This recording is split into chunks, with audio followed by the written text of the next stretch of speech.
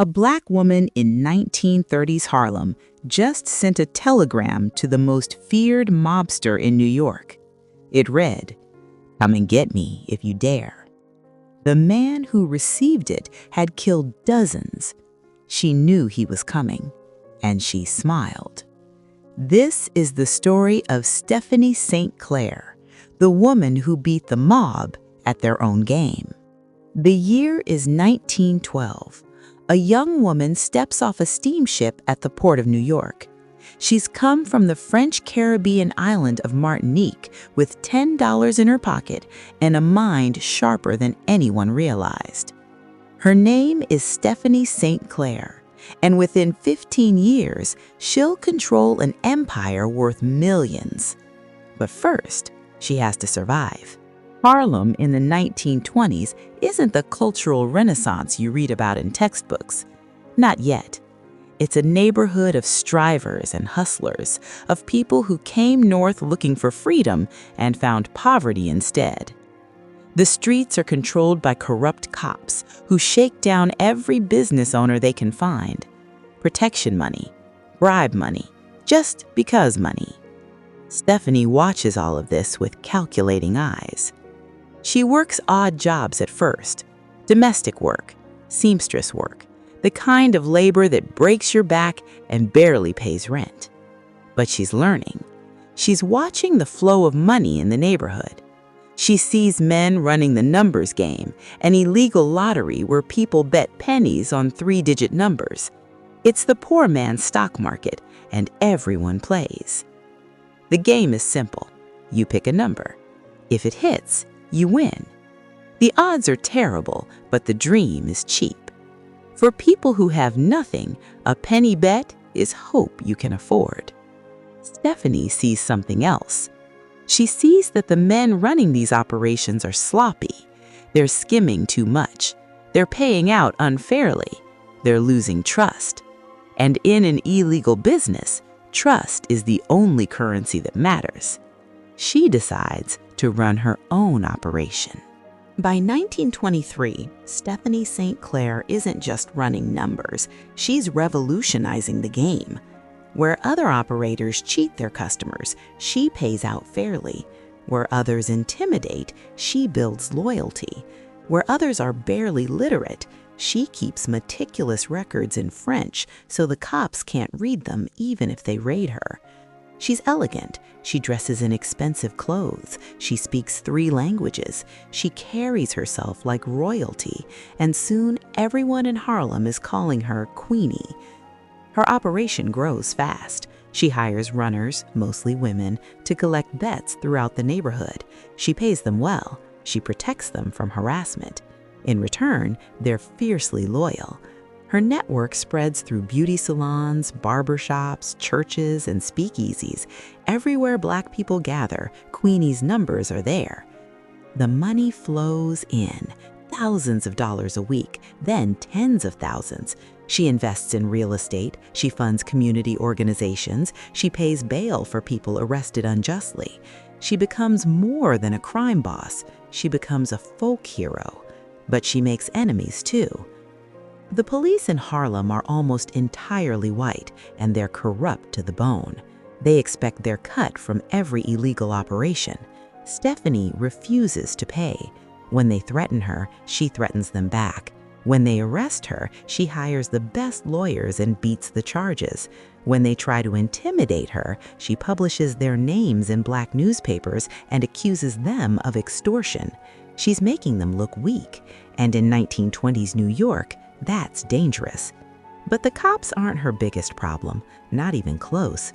Dutch Schultz is not a man you say no to.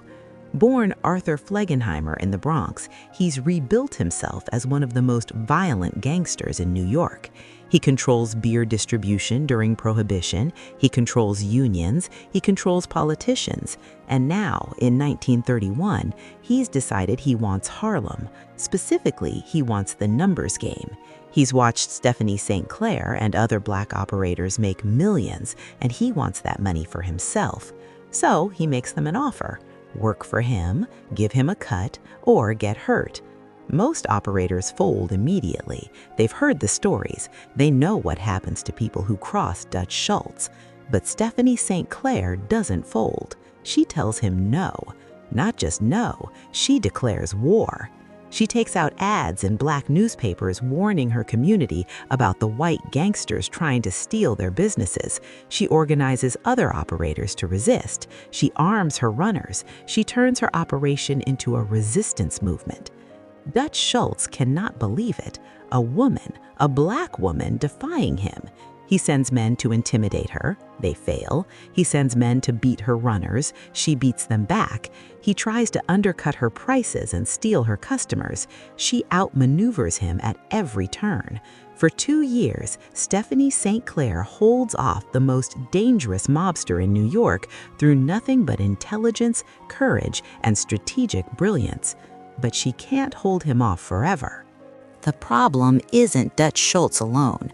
The problem is that he has something Stephanie doesn't. He has corrupt politicians in his pocket. He has judges on his payroll. He has the police force working for him, not against him.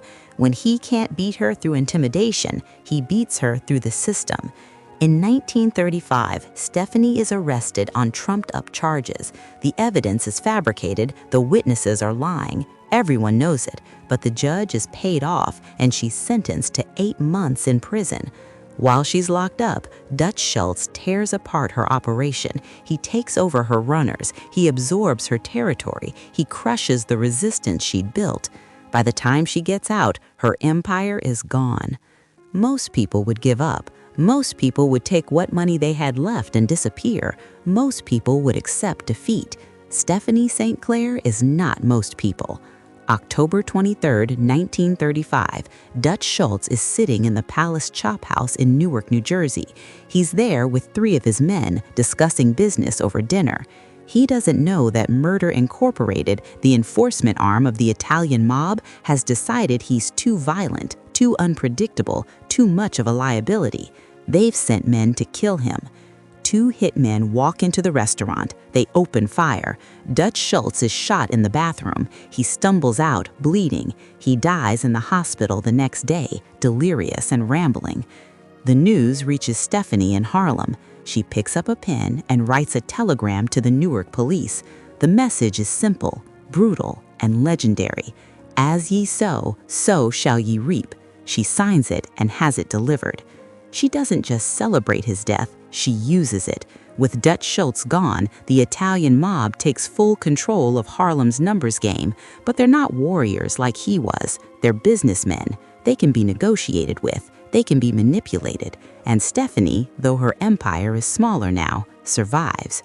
She never regains the power she once had. The mob is too entrenched, but she never stops fighting either. Stephanie St. Clair spends her later years doing what she always did, speaking truth to power. She testifies against corrupt police officers, naming names and providing evidence. She writes letters to newspapers exposing injustice. She funds civil rights causes. She remains defiant until the end. She eventually marries Bumpy Johnson, another legendary figure in Harlem's underworld, though their relationship is complicated and turbulent. But even in partnership, she never stops being Queenie. She never bows. She never breaks. When she dies in 1969, most of America doesn't notice. There are no front-page obituaries, no state funerals, no official recognition. But in Harlem, people remember. They remember the woman who stood up to the mob. They remember the woman who refused to be intimidated. They remember the woman who ran her own empire in a world that said she had no right to exist. Here's what they don't teach you in school. They don't teach you that before the Civil Rights Movement, before Rosa Parks and Martin Luther King Jr., there were people like Stephanie St. Clair, people who fought for respect in their own way, people who refused to accept the world as it was and demanded to be treated as equals, even in the criminal underworld. Was she a criminal? Yes. Did she run an illegal gambling operation that exploited poor people's desperation? Absolutely. But she also fought police corruption when no one else would. She protected her community when the law wouldn't. She stood up to the most powerful gangsters in America and made them bleed. She was complex, she was contradictory, she was human, and she was extraordinary.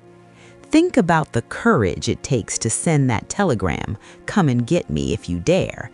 Think about standing in Harlem in 1932, knowing that the most violent man in New York wants you dead, and choosing defiance anyway.